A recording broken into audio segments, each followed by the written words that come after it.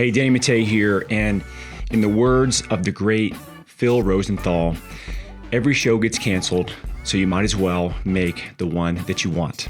And for the last 8 years straight, I've been doing this podcast twice a week, and this is episode number 850. So I rarely celebrate a milestone. It's something I'm actually quite bad at. I just keep going to the next one and the next one and the next one.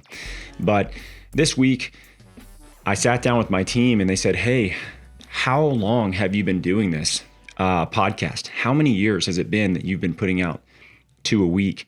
And as I looked back, I was shocked that it's a little bit over 8 years. So for over 8 years, I've put out 2 podcasts a week and haven't missed a single week of that. Like, that kind of caught me off guard as far as the consistency, the effect we have. And it's just something that's a part of my process now. And I don't really think about it too much.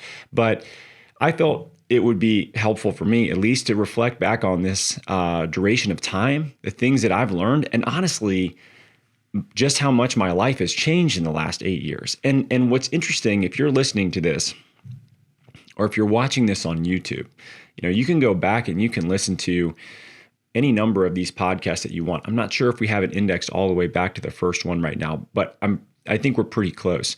And the thing is, when I first started this podcast, it was a side project from another podcast that I was doing called the Doc and Jock podcast, which is, I don't think actually available to listen to anymore on iTunes. But that podcast, we did, I think, 250 episodes. So if you really bring it back to cumulative numbers, it's over 1,000 that I've been a part of or put out independently.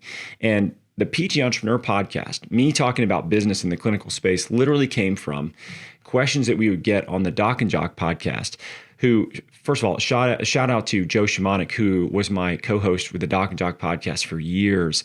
One of my good friends and just somebody that I learned so much about the health and wellness and rehab world with, because we were able to interview so many smart people on that Doc and Jock podcast. But when we would put out, ask me anything sort of, questions, topics that people want to hear about, I would get a lot of people that would ask me about business topics. Hey, how are you running a clinic? What are you charging? How are you able to get people to pay without using their insurance? A lot of questions that we get early on. So I started to answer some of those on the Doc and Jock podcast, and eventually realized that this in its own right probably deserved its own podcast, its own dedicated stream of information that we could put out. And that's what I did. And eventually, that's all that I did. And I stopped doing the Doc and Jock podcast, and I just focused on the PT Entrepreneur podcast. And I want to talk about a few lessons that I've learned getting to this point, and more than anything, the power of just being consistent and showing up. Because there's a lot of things that we can accomplish if we give it a long enough horizon. Like I've heard people talk about, okay, give it a year. And this was the advice that I was actually given, was like, don't commit to a podcast unless you can do it for a year, right? So if you can't say once a week for a year, I'm going to do this, then you probably shouldn't do it, right? Like if you don't think you can even get to that point. And I think it's even longer than that. I think it's like a decade. If you can't commit to doing this for 10 years, then maybe you should do something else, because compounding is a beautiful thing. And it's an incredible thing that you need time for that to happen, whether that be an investment, or that be in content, or that be in a business, or that be in a relationship with somebody that you're trying to grow with. It takes effort over a long period of time, and you got to be able to show up. And of all the things that I've probably learned over the last, let's call it 10 years, if you include the Doc and Jock podcast, right? Over 1,000 podcast episodes to date. The importance of just showing up, I can't overstate that. And what I mean by that is, if you apply this to just your business in general, if you say, okay, I'm going to commit to doing 2 local events a month. Maybe it's you need to do more, whatever. But let's just say it's 2. I'm going to commit to doing 2 every single month, whether these are local events that you're going to sponsor or you're going to do a workshop or whatever it is. But I'm going to build a local presence for my business. And I'm going to stick to this twice a month, no matter what, for a year. At the end of that year, you now have 24 in-person interactions, events, or workshops you've put on with dozens of face-to-face interactions. And when you first get started, it can feel like, well, this isn't really doing much for me. Like, where's the return? And it's like, well, dude, you've done 1, maybe 2 in-person events. You can't expect relationships develops that fast. It doesn't happen that quickly. And there's something to be said for you just continuing to show up. For those of you that listen to this or are watching this on YouTube, just the fact that, like, I'm here every week. I do this every single week. And there's people that start and they can gain some steam, and they gain some traction, and then they fall off because of shit that happens in their life, because if they get distracted by something else, maybe they don't see the importance of it. Maybe they get frustrated because they're not seeing the growth that they want to see, whatever it is, right? But just the fact that I've now done this for so long, in many ways, it gives me credibility within the industry because I'm committed to sticking to that. I think that's the differentiator that you see whenever you commit to just showing up. In your business, it's the same thing. You show up locally in your community, and you're the person that's there. You're dependable. You're somebody that is consistent. Consistency is a rare thing in our society.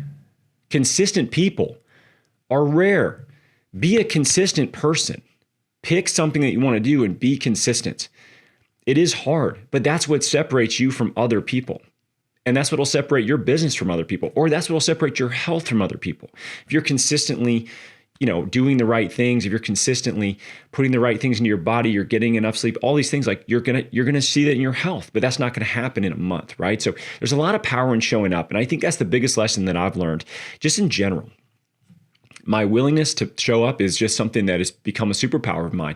And I can't say that I don't think I'm any smarter than anybody that we work with, which is really interesting for me to be in a room sometimes with hundreds of clinicians that we work with as clients.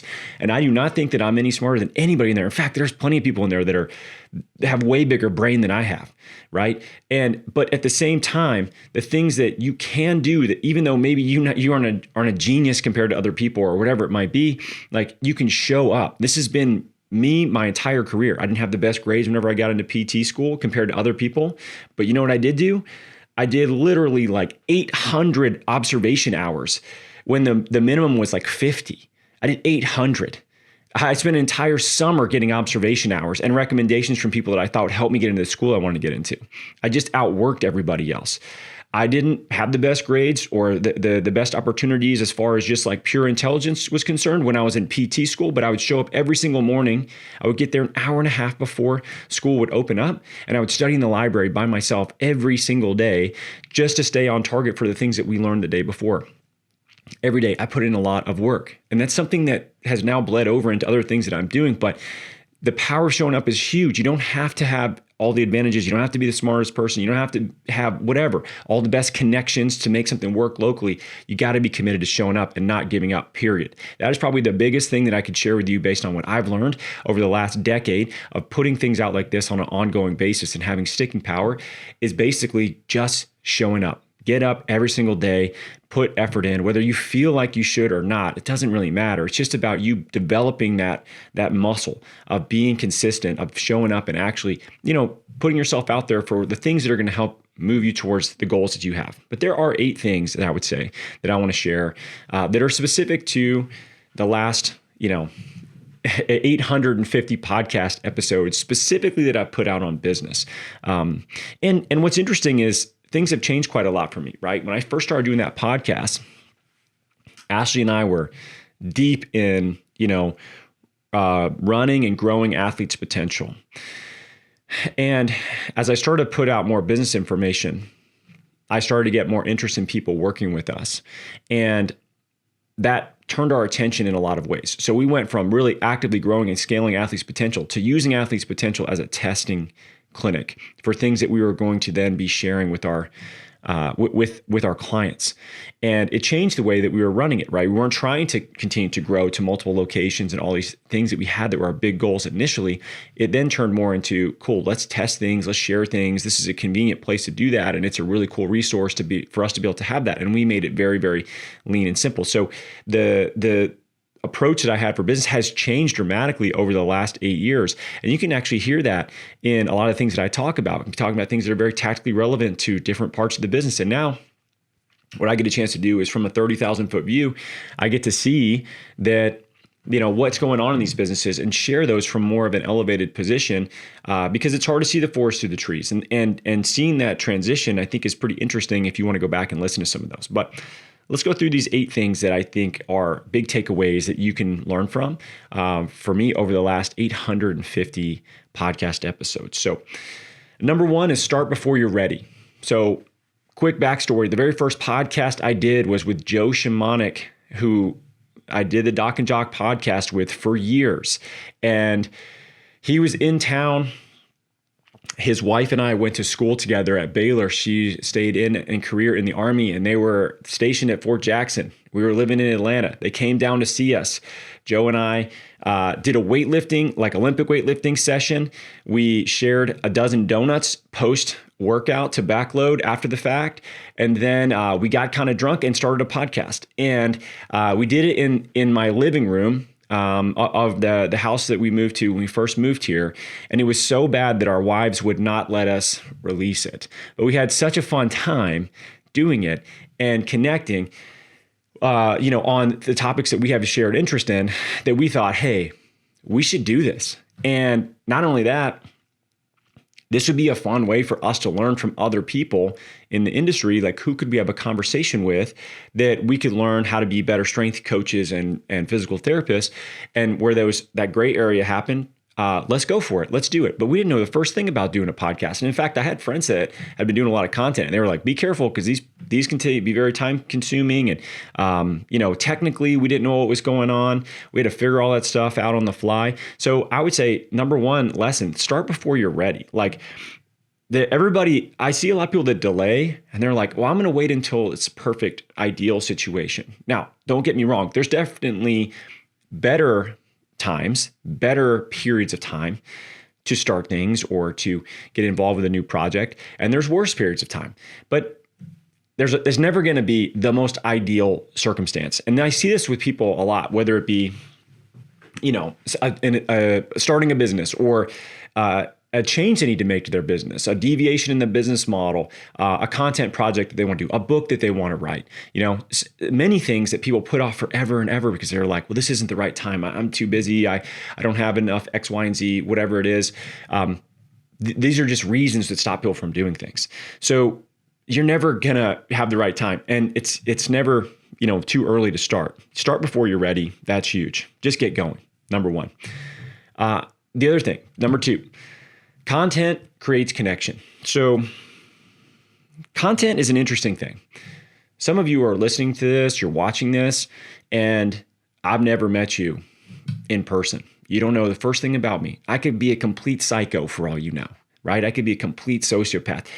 But if you go back and you listen to, 50 podcast episodes that I have, you probably get a pretty good idea for the type of person that I am.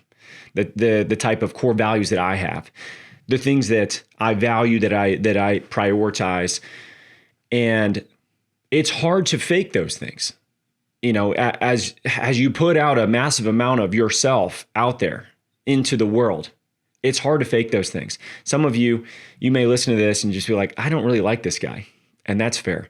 And some of you may say, I kind of like this guy. He seems honest. He seems like he knows what he's talking about. He seems like he's very, very interested in the profession doing better. These may be things that you come to conclusions based off of the things that I say, the people that I talk to, the interactions that we have, the topics that I find worth sharing. So when you put content out, this is for, in many cases, a business, right? I don't know why you'd put content out unless you're trying to build a personal brand, I guess, but that still leads to some sort of business opportunity. But let's say you have a clinic in this example. When you put your content out, number one, we already talked about this, show up, be consistent. But number two, share yourself in that, because your content is creating connections with the right kind of people. And you have to think of it like a mirror, okay? Like if you want to attract a certain kind of person that you work with, in most cases has similar core values to you, you have to put the things that you believe out there, because that is going to attract those people back to want to work with you. If you are out of alignment with what you actually believe and you're saying other things, you're going to attract people that don't share the same beliefs as you. You're going to attract whatever it is you're putting out there. So the best thing you can do is just be yourself and be into the things that you're into and share those things, and it can't be the only thing you're doing. You need some relevance as far as the topic you're talking about, the content. It needs to be helpful. If you have a local physical therapy clinic and all you're doing is sharing the types of music that you like, and you never do anything of value as far as like talking to people about how they can resolve injuries, well, you're probably not going to get a lot of patients because of that. You're probably going to have people reaching out to you about going to a concert with them because they like the same kind of music. So like you have to have part of that in your content. It can't be the whole thing. But think of content as creating connections. And we connect with other people based on shared common interests. That could be health and wellness factors you talk about in your business. That could be your view of longevity and how people should be living their life. These are really, really common core values that we share, and we have to be able to express those to other people, because that is what creates a connection.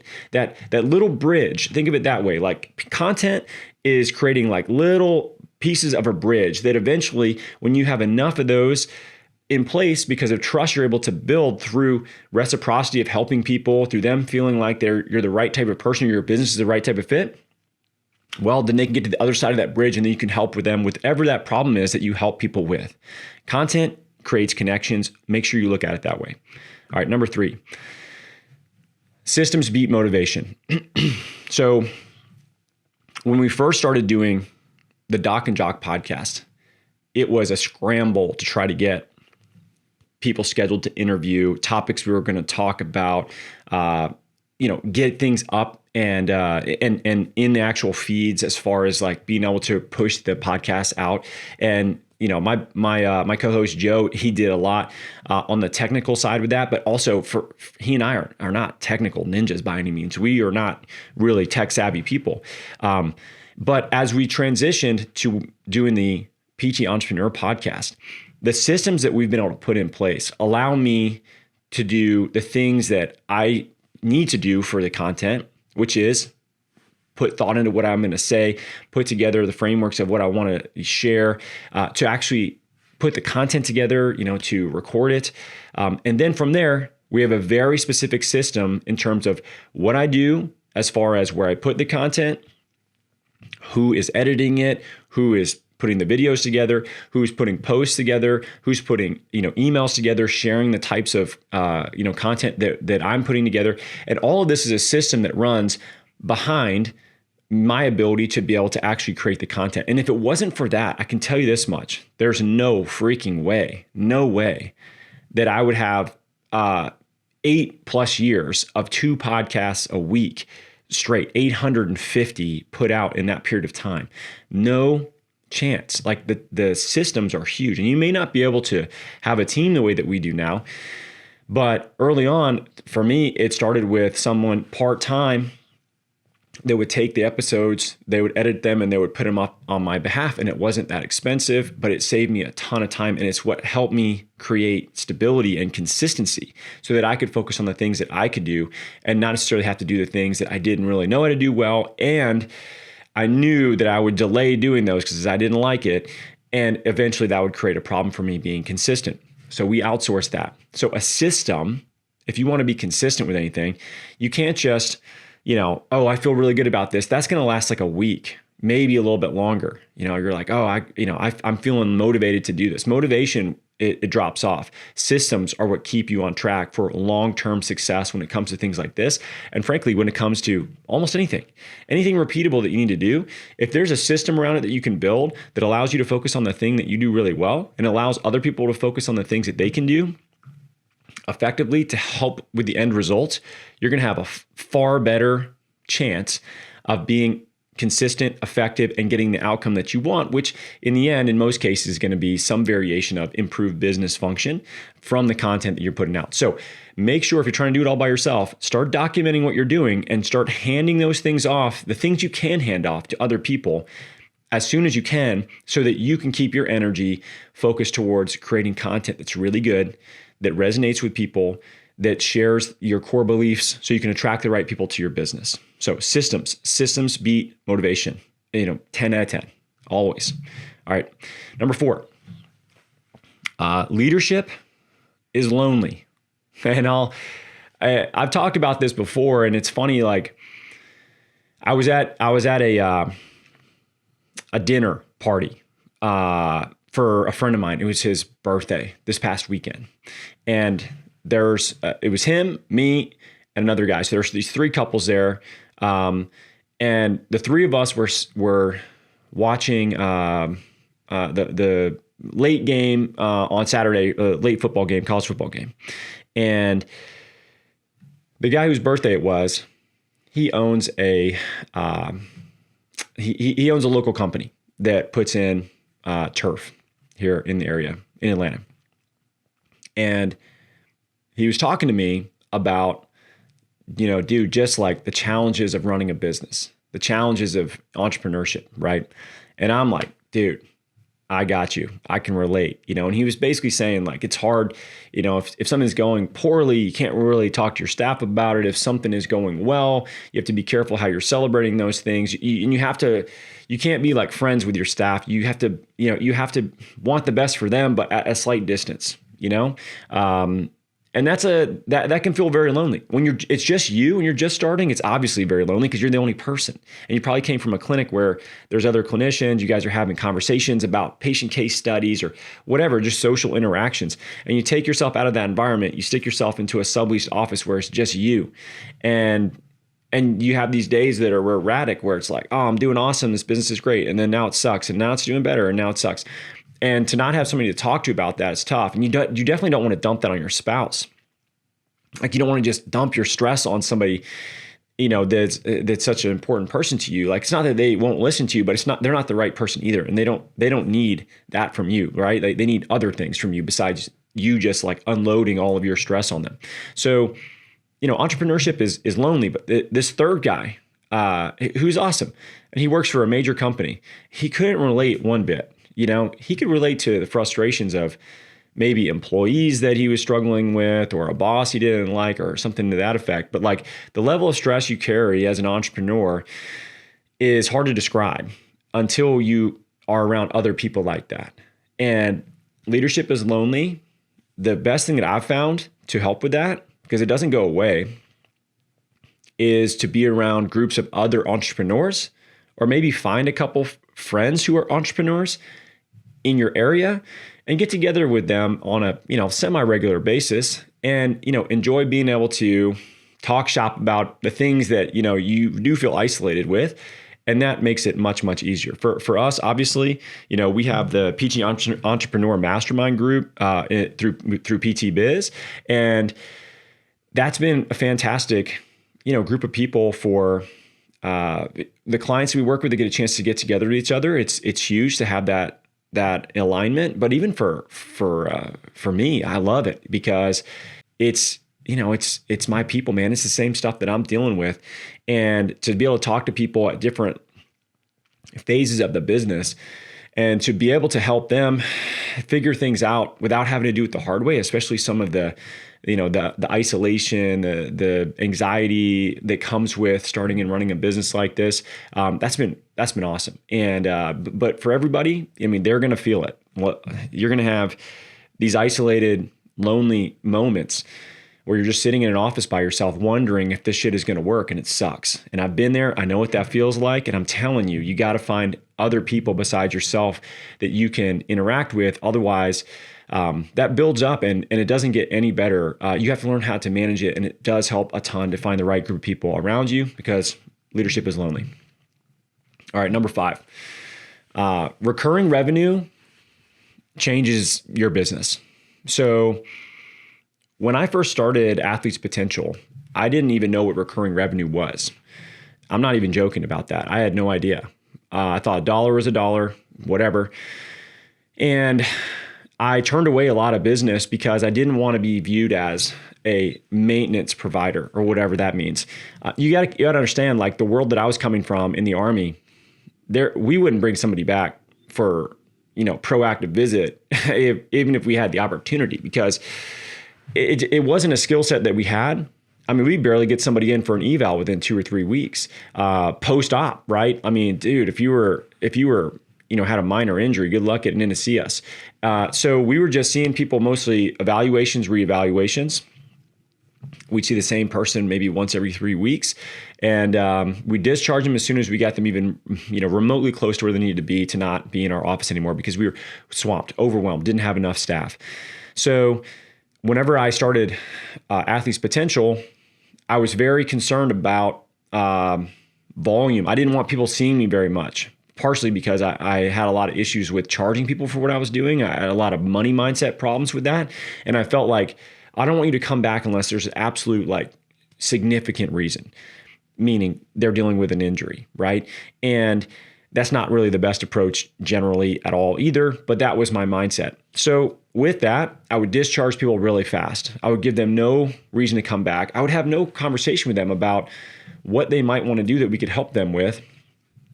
And eventually I had to get to the point where, I legitimately had a patient that kind of yelled at me in my office.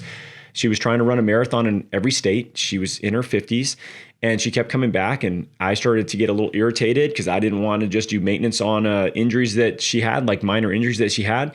And she basically told me, if I don't want to work with her, to help her find somebody else, because this is a goal that she has and she needs to take care of herself along the way. And it really reframed my view of value that we provide. And it's not about just solving a problem. Like, people want to have a problem solved for sure, but there's a lot of people that want to have an advocate and someone that's a health and wellness specialist in their corner long term. They can also, change and correct movement patterns, that can do hands-on work, that understands these other domains of, sleep and movement and stress management, nutrition, and can have a conversation with somebody they trust on an ongoing basis. More and more people are looking for this, by the way, now. It was not as common, 11 years ago whenever I started Athletes Potential, but it's far more common now. And as I look back, before we started to actually even recommend people come back for different things, we had probably seen 500 new patients that had come through. You're talking about the first 2 years of being in business. And I had a lot of patient volume. I mean, I was getting 20 to 30 new patients a month, sometimes as high as 40 new patients a month by myself. And I would only see them 2 to 3 visits because I would discharge them so quickly. So number one, we could have grown far faster. The amount of revenue we left on the table for the business because of not having any recurring revenue service it makes me sick. And the other thing is, I think about the people that we worked with, that we missed out on the opportunity to help them do something that they really wanted to do outside of dealing with that injury. I didn't have those conversations that were like, what would you like to do? What things are you interested in that we can help you with and support that are physical goals of yours? And that moment where we get a chance to ask people that, and they get excited about, well, what about this? I remember I had somebody and they're like, well, do you think that I could run the 10K? And I just remember it was a lady, and she'd hurt herself trying to run. It was like couch to 5K kind of thing, right? And we got her to the point where she could run and didn't have pain running a 5K. And she's like, do you think I could run a 10K? And I just remember being like, fuck yeah, let's go. Let's do it. And she got so excited, and I got so excited. And this is somebody that to this day still works at that clinic. And it's because, you're able to help somebody sort of have these sessions where they think about what's possible. And to you and I, maybe running a 10K is not a big deal. To this lady, it was a big deal. It was a huge confidence builder for her. It's also a social thing for her, and how she traveled with her friends. These are all the things that we just don't perceive are as valuable as they are to other people. So recurring revenue is huge. It stabilizes the heck out of the business. It decreases the amount of new patient volume you have to have. But at the same time, it helps people live a high performance, pain-free life that they want and that you help them with. They don't understand. They don't have that information, that knowledge base. And you're imparting that on them along the way. And they're imparting that on their friends. And it's a pay it forward sort of effect that happens. And it's amazing. So if you don't have that as part of your business, you gotta start doing that. Like that's huge. Recurring revenue will stabilize your business. It changes everything. And it changes the lives of a lot of people that you get a chance to work with. Okay. Number 6. You cannot deprive yourself of sleep. Sleep deprivation will crush you. Okay. This may seem obvious, but the amount of entrepreneurs that I talk to that are in fight or flight mode early on in particular, this is a huge thing that ends up, being sacrificed. I did this for years. I would wake up early. I would get up at 4:30 so that I could get a little workout in before my 6 o'clock patient that I had almost every single morning. So 6 o'clock, I would be at the office all day. I would usually have some sort of something to do afterward, networking with a coach or another clinician in the area, where I was teaching a workshop or something like that. And it was very, very common that I wouldn't get home until, 6, 7 o'clock. And then it would be, okay, cool. I'm like, dinner, helping get the kids to bed. I have the smallest amount of time with Ashley before she would fall asleep. I would stay up and I would work on things that I had to catch up on from the day until usually, midnight or so. And then I would go to sleep and I would do it all over again. So I was getting 4.5 hours of sleep or so a night. And not only that, but going to bed basically as I was falling asleep on the couch with my computer on my lap, trying to catch up on these things I had to do. So it wasn't like my sleep quality was great. And over the course of, I did that for probably 2 years. Over the course of 2 years, my health just deteriorated in a substantial way. I didn't even want to pull blood panels. I used to do that for myself every 2 months when I was in the Army. I didn't want to look at them. I knew they were going to be bad. When I finally did, they were atrocious. And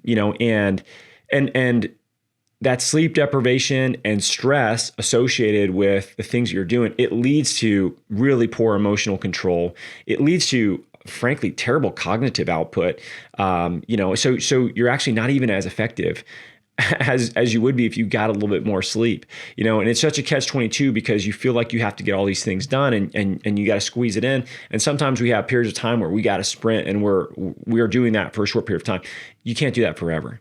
You can't burn it at both ends forever because you're going to end up, honestly, just not getting as much accomplished as you would like. You're sacrificing your health and wellness at the same time, and you're also sacrificing the relationships around you because you're just not a nice person to be around when you're sleep deprived. Just think of like a little kid. We're basically big babies, right? Like if a kid is sleepy, they're cranky. They're emotional. They're quick to lash out. As adults, the same thing happens to us. We typically control it a little bit better, but even still, it's not great, And so sleep is one of those things that is a non-negotiable. It's a non-negotiable at this point. Get as much as you can, high quality sleep as possible. It's free. It feels awesome the next day when you wake up. It does improve your cognitive function. It improves all the health functions in our body. It helps normalize our endocrine system. Like, we know all these things are true, and yet we still deprive ourselves of it because we're busy and we're scared. And that was a big motivator. Like, you'll run away from the pain of failure for a long time. And you'll do what you need to do to get that done. And I get that. Like I said, there's times where that you're going to have to do that. And it's not like you can start and run and grow a business with no stress. It's a very difficult thing to do. But your safety net in your health in a lot of ways is your ability to get high quality sleep, and at least enough, right? The minimal effective dose. Maybe you can't get 8 hours a night. I don't get 8 hours a night now. I can't. It's impossible. I've got older kids. We've got sports going. Later I wake up, I train at 6 o'clock in the morning. So I'm up around like 5:15 because I got to get moving. I'm older than I used to be. I got to get my body moving before I go do a workout. Like, it is what it is, right? But if I'm consistently getting 7 to 7.5 hours of sleep, like, I feel really good. My blood panels look good. All that stuff is fine. And that's my minimal effective dose. I need about that much. I can definitely get less than that for a period of time, but I try to get back to that as soon as I can because that's where I feel the best. And it's a long game, I'm not trying to just do a short-term sprint. I'm running this for a long, long time, and I want to be as healthy as I possibly can be. And I want to be, able to make good decisions and have good emotional intelligence and control for the people around me, right? And just be a calm person in their life versus a crazy, erratic, angry person that I was for years because of all the stress that I was under and frankly self-induced because I didn't know what I was doing and I waited far too long to get help from anybody because I figured that I would just figure it out. And I always thought that getting mentorship or paying for help on consulting was, I almost felt like it was a cop out. It's like, I didn't want anybody to have any sort of say over help that they may have given me because it would take away from what I was wanting to accomplish myself. Think how stupid that is. I literally didn't want to get help on business because I wanted to say that I figured it all out by myself. What a dumb, egotistical thing to think, right? Like, that's silly. And if you think that, keep thinking it until you realize it's stupid. And then, figure out what help you actually need because you don't have to try to figure it out by yourself. It's not necessary. Right? Like, you didn't go to business school. You went to physical therapy school. I didn't get an MBA. I have a DPT. That's what I went to school for. Not only that, I was in the Army. You think we even had a business class? We didn't have shit for that. Not happening. And so for me to realize that I eventually needed help, it was such a game changer for me because it de-stressed my life. I was finally able to relax. I was getting the help on the things that I needed because I was working so hard on trying to figure out how to run a business and how to sell and how to price and how to market and hiring people and finance and like taxes and all this stuff. And it's just a behemoth of information to try to figure out. And it's so nuanced based on the industry as well. It's really, really hard. So once I started, getting some help there and actually sleeping again, my whole life changed. My relationships with my spouse, with my kids, with family, with our staff and our team, my ability to be a better leader for them, it all changed dramatically. So if you're sacrificing sleep at this stage of your business, I get it. Try to get out of that stage as soon as you can and start prioritizing the thing that's going to give back to your nervous system, to your musculoskeletal system, to everything, your whole body that's free. It makes such a huge difference, and that's sleep. All right, number 7. Trolls don't pay the bills. This is the one thing that I would say stops people from putting out content more than almost anything else. This stopped me for a long time. And it's not a fake thing. People are dickheads sometimes, and they will troll you on social media if they disagree with a point that you have. I'll give you a good example. When we first started Athletes Potential, I was writing blog posts. I didn't really know what to write blog posts on. So I would write blog posts that explained, things that other physical therapists were interested in reading. This is, by the way, not a good direction to take if you're trying to get patients. So early blog posts in Athletes Potential focused on more like clinical education things that I just felt strong to communicate and to write a blog post on. I didn't really know how to break that down for a patient. So what ended up happening was when I would get comments on those blog posts, it was always other clinicians. And I had a handful of clinicians that would just leave the worst comments, just, trolling comments on our own website, right? And some of them, I even had people from the Army that would do this, people that I knew that were just like, I don't even know what caused it, but they were a bit frustrated with the things that I was saying and I was putting out there. Maybe I was being a bit confrontational as well, right? And but either way, you're going to get that. You're going to get people that are going to give you negative feedback. The amount of shit that I've gotten on social media platforms is just like, it's crazy. The things that people will send us, it's wild sometimes. But the internet and the social media is a wild place sometimes, and it's full of a bunch of people that are unpredictable. And frankly, their opinion doesn't change my life one bit. I have very few people who I care deeply about their opinions of me. Very few. but I care a lot about those people. And as long as I am showing up in my life for them, for my friends, family, for my business partners, for the staff, the team that we work with, the people that I really do care about, that I'm trying to be the best example that I possibly can be for them, then I'm good with whatever anybody else has to say. I don't really care, and that's kind of what you have to come to terms with, is the fact that not everybody's going to like what you say. Not everybody's going to be on your side.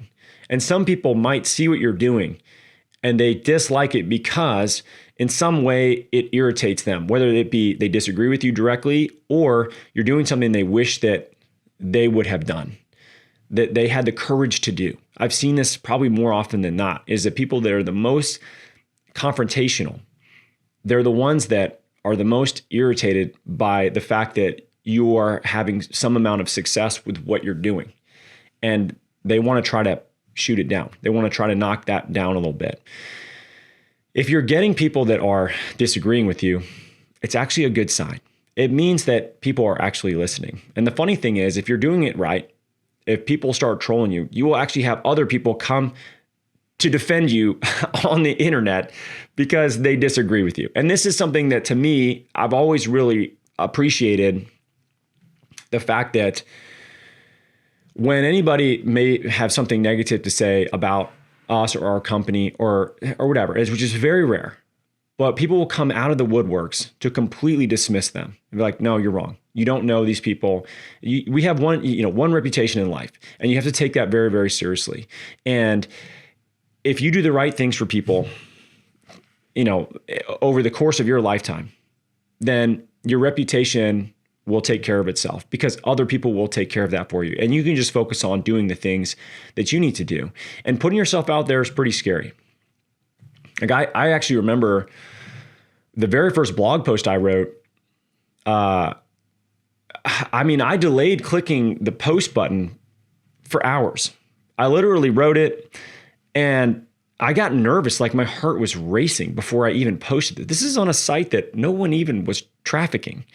But I was very nervous about it because there's something very raw about putting a piece of yourself out there and exposing yourself to what people may say back, right? And their opinions. And it's a bit scary. But it's really not scary if you think about it, because the only people that really matter are the ones that you need to show up for on a regular basis. And you putting your thoughts out there, it's an important thing for your business. It's an important thing for you if you want to do that and you want to have content be a part of what you're doing. It's just that simple, So don't be afraid of it. And trolls are going to troll no matter what.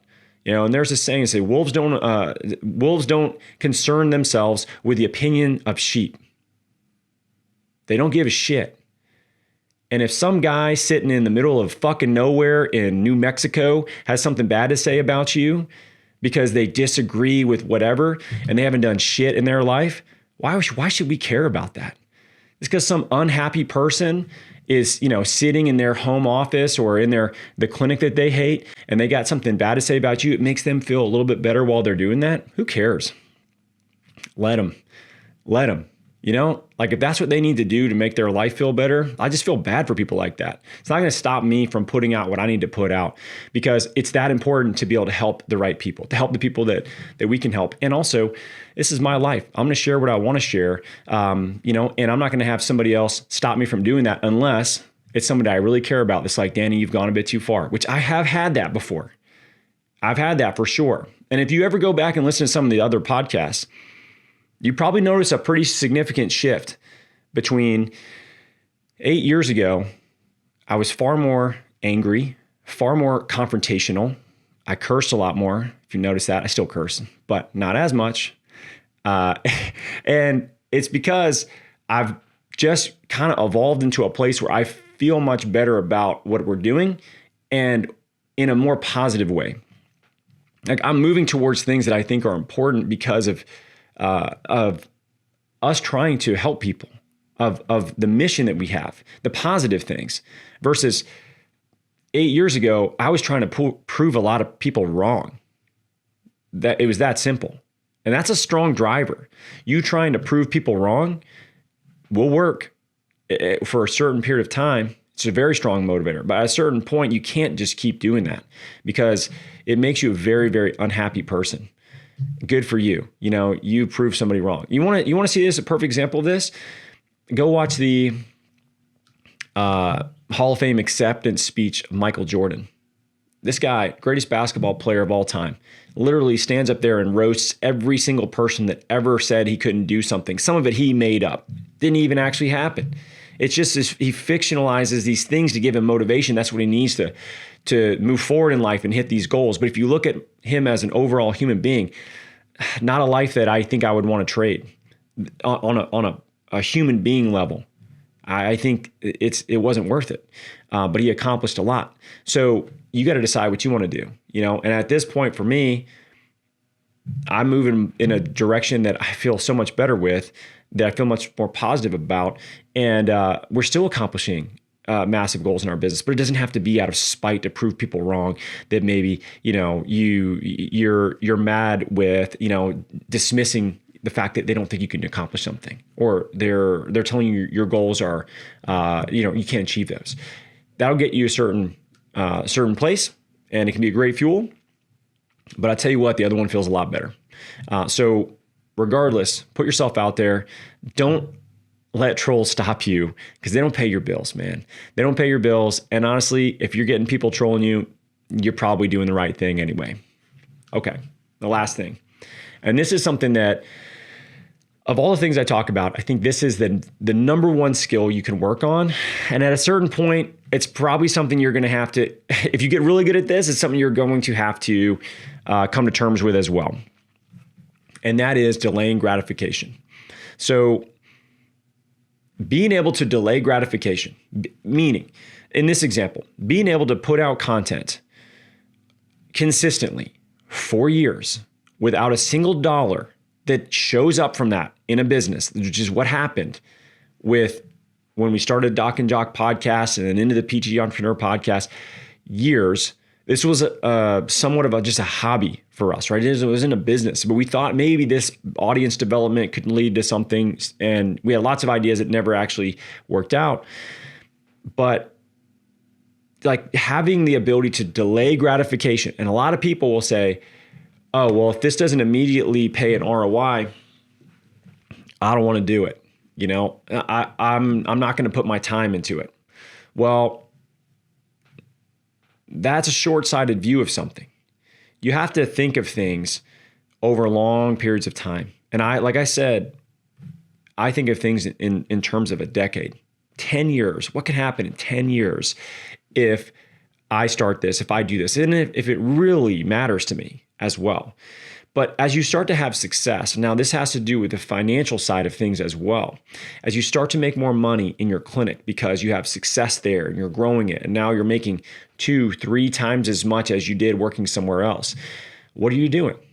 Are you going out and living a big life that you couldn't afford before? Or are you delaying gratification to do so that you can take that money and build bulletproof wealth, or reinvest in the business and grow an even bigger entity that has far more enterprise value, versus taking that money out and getting that second home, taking that money out, buying that bigger house, taking that money out, getting that super fancy vehicle you want, taking that money out and going on this, incredibly expensive trip that you would love to go on. And I get it. I've done, all the things that we just said. I've done these things, right? We moved to a bigger house. Like, I have a nicer car.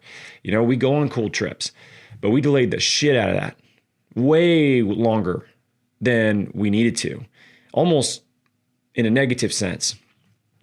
But being able to delay gratification, especially as you start to make financial improvements and not moving the goalpost, there's this concept that Morgan Housel has in The Psychology of Wealth, which is one of my favorite books that I've read, where he talks about not moving the goalpost. So if you're here and financially you're living at that constraint, let's say you're making $80,000 a year and that's where you're at, you're living off of that. Now all of a sudden you make 160, if you still live like you're making 80, you're going to have a massive delta there that then you can eradicate debt with. You can save up for a down payment on a house. You can invest in things outside the business. You can take the opportunity to invest back into the business more quickly without having to take that extra income and grow that asset. But if you, now all of a sudden you're living like you make 160, you've moved the goalpost and you're literally in the same place. So delay gratification, especially financially. Hold out to put yourself in a position where you are financially rock solid, and then live a big life. Enjoy it, right? Like go do the things that you want to do with the people you want to do them with. And it'll put you in a place where you can do far more without the stress of the debt that you have hanging over your head. You know, I remember when we paid off all the loans that we had for student loans and like vehicle and some credit card debt and stuff, like, oh my God, I felt so much lighter. Like it just made me feel so much better. I had so much less stress, right? And like, think about that, like delay that gratification so you can put yourself in a place where you have less stress. And then you can take a massive swing on these other things that you want to do. But delaying gratification is one of the biggest mistakes that I see when entrepreneurs start to have success. And then all of a sudden they have this big life that they're living too early. And it's just like, dude, squeeze out a couple more years of this and you're going to be in such a better spot. Like delay that gratification. That is huge. That can be said on the financial side. That can be said with projects that you're doing. That can be said with your business. Maybe you're not getting the traction that you want. Maybe, you just need to have better patience and stick to it for a longer period of time. Because is this what you really want to do? If this is the mission that you want to accomplish and you want to put your time and energy into, who cares if it takes longer? Who cares if it's 10 years versus 1 year? Whatever. If it's that important to you, you'll wait for it. And you got to be able to delay gratification in order to get there. So that's it. 8 lessons in 850 podcasts. Let's review those real quick. Number 1, start before you're ready. You're never going to have a perfect time. Number 2, content creates connections. Think of it like a bridge. And every time that you create a piece of content that connects with somebody and helps them, it's like you're creating a little chunk of that bridge and gets you closer and closer and closer to the other side where that person then can get the help that they need from you. Number 3, systems beat motivation. Systems crush motivation. Motivation will wane. Systems will make sure you can be consistent. Number 4, leadership is lonely. Find a peer group. It's huge. It's going to make a massive difference for you. Number 5, recurring revenue changes everything. Start to implement recurring revenue systems into your business of whatever type it is. If it's a clinic, there's many different variations, but start to include recurring revenue services and opportunities from day one. Don't make the mistake I did and have 500 patients come through your door before you realize you were being a dummy. Number 6, sleep deprivation. Don't do it. Sleep is free. It makes everything better. It makes your brain better. It makes your body better. It makes you, more enjoyable to be around with everybody in your life. It's not worth it. You can do it for short sprints, but man, make sure you are prioritizing sleep. It's probably the most important health factor I think that we can really control on a regular basis. All right, number 7. Look, trolls don't pay the bills. And if somebody trolling you, stopping you from putting yourself out there at the expense of you helping more people or pushing your business forward and creating more jobs that are fantastic for people in our industry, don't be selfish about it. You got to put yourself out there. Trolls don't pay the bills. You're going to get trolls if you put yourself out there, and it's a good sign too. It means people are listening. And number 8, delay gratification. Don't live a big life too early. Don't get frustrated if things don't happen too fast. Like, put the time in, be patient. These things make a massive difference. And if you can do these things, and this a lot, right? Maybe you just focus on one. Maybe you're listening to this and you're like, okay, I'm just going to start getting more sleep. Cool. If one of these 8 things is in your wheelhouse and you can start making a change on that this week as you listen to this, then great. We've made progress. That's all we need to do. It's kind of like working with our patients. You can't give people too many things at once. What do we give people? 2, maybe 3 things they can do after the first visit? Why? Because we want them to be successful with them. We want them to do them correctly. We want them to make progress on those, right? We want them to learn something and feel like they can implement it. So if you can just pick one of these things, then get after it, and start implementing that. And I hope that it helps, you in a very direct way from the lessons that I've learned. And, and just to share a little bit going forward, like, what are we going to do with this channel, right?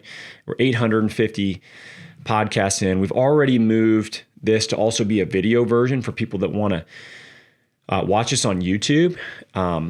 We have a lot of really cool clinic tours that we've been doing. I've been to, at this point, 35 clinics across the country. We plan on doing even more of those. In fact, we have 2 trips already planned to do even more and to really take a deeper dive and tell us stories of what's happening in the industry, the shift that's occurring. I feel like this is a really unique time in physical therapy. I've been involved in the profession now for 15 years, and I've been involved in the entrepreneur side for 11, right? And I guess if you include school, I started school in 2007. Graduated in 2010, and worked as a PT in the Army for a few years. Then I worked, in Athletes Potentials. We started that, and now I'm helping more on the education side of, of these businesses. And what I can tell you is there's been a significant shift in the way that our business is moving, in the way that our leadership in the business is moving. And like it or not, insurance continues to suck more every year. More and more clinics are going the direction of having to add cash services, whether they want to or not, or to completely go full on out of network or cash. That's just the reality of it. And it's a pretty exciting time to be in the seat that I'm in, because the industry is moving the direction that we've been just harping on for a decade, and now all of a sudden it's like, it's so much more obvious to people that this is the right direction. And it's a cool thing to see. And I think we're going to see a lot more growth in the profession because of that. So what are we going to do about it? Well, we're not going anywhere. I got 150 podcasts to make it to 1,000. How am I not going to do that? It's right around the corner. It'll be here in no time. So it will be there. We'll be there, in a short period of time. We look forward to being able to release the 1,000th PT Entrepreneur podcast episode. But more than anything, we're trying to add $1 billion in services to the PT community, and $1 billion in revenue added through these cash clinics and services is. We're getting close. Even the people that we work with currently, we're somewhere in the range of 100,000 or $100 million in combined revenue with these clinics on an annual basis. And that's just with people we currently work with. The alumni that we have that have come through PT Biz, it's probably generating another couple $100 million in combined revenue. So we're probably a quarter of or a third of the way to where we want to be, so we can legitimately add $1 billion in cash services to the industry in a really meaningful way to help these clinics, be able to function in the way that they want to work with people, and be agnostic to whatever insurance tells them that they should or shouldn't be doing, so that they can do what's best for their patient that's in front of them, what's best for their business, and to run a business that is sustainable over a long period of time, both on the profit side, but also on the work-life balance side, not just for the business owner, but for their staff as well. And the goal is that we continue to create a better business model. I want to create a utopia of a clinic that is just like, it's a no-brainer that people want to work there. It's a no-brainer that people want to open clinics like that. It's a no-brainer they want to be a part of that transition, because it is better for everybody in so many ways. And it's not perfect. Okay. Don't get me wrong. It's not perfect. Definitely there's some limitations to the business model, but it's the best option that we've found. It's the best mixture of the right things that we found. And we're going to keep iterating on that, improving that, and sharing that over the next, I don't even know how long, I guess until we achieve that goal and we come up with a bigger one. We're not going anywhere. You can bank on that, because what kind of psycho puts out 2 podcasts a year for 8 years? You're looking at him. And I'm not going anywhere, because this is something I really enjoy. This is an incredible mission that I get to be a part of. This is something that is far more important to me than revenue or stats or any of that shit. This is my profession. I'm just like you. I look at my degree every single day. I still work with people in my free garage gym clinic for friends and family. I'm about to have another patient come in this week from an injury that was sustained recently on a football field. And I value the profession. I think what we do is incredibly valuable. And I want the rest of the world to realize the same thing. So that's what we're going to do. And if you want to be here for it, if you want to be a part of that, cool. Like, we look forward to it. It's more fun to do these things together. So let me just say this. Thank you so much for listening. Thanks for watching. If you're on the YouTube channel, if you want to see what I look like in my office, you can go there and you can watch it. If you prefer to listen to me while you're cutting your grass or going for a run, that's awesome, because there'll still be, on all of our podcast channels as well. But either way, I very much appreciate it. The reality is, it would be a hell of a lot harder to continue to do this if there weren't thousands of people that listen to this podcast on a regular basis. So I appreciate you just having, that feedback and knowing that, and having conversations with people that listen to the podcast is motivating enough for me to continue to do this and not stop, even though it's been quite a long time. So I appreciate you very much. We'll keep putting it out as long as you're still interested in listening. And as always, we'll catch you in the next one.